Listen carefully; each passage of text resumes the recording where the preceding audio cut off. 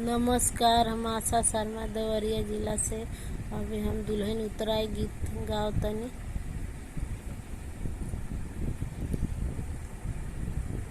जैसे चंदवा जे उगेला चमकी के, जैसे चंदवा जे उगेला चमकी के, ओइसे दुल्हिनी उतरे झमकी के, ओइसे दुल्हिनी उतरे झमकी के। उनके पापा दिहले ओछी चादरिया, उनके पापा दिहले ओछी चादरिया, उनके उतरत में लौके कमरिया, उनके उतरत में लौके कमरिया।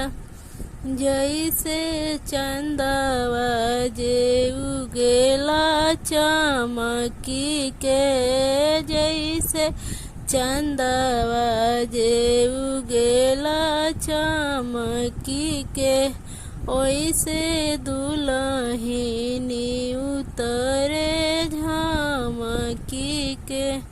उनके चाचा दिहले ओछी चादरिया, उनके चाचा दिहले ओछी चादरिया, उनके उतरत में लौके कमरिया, उनके उतरत में लौके कमरिया।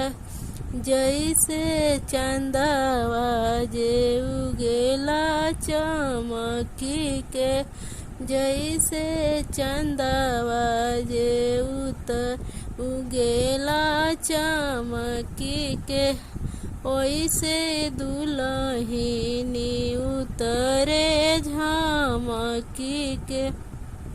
उनके भैया दिहले ओछी चादरिया, उनके भैया दिहले ओछी चादरिया, उनके उतरत में लौके कमरिया, उनके उतरत में लौके कमरिया।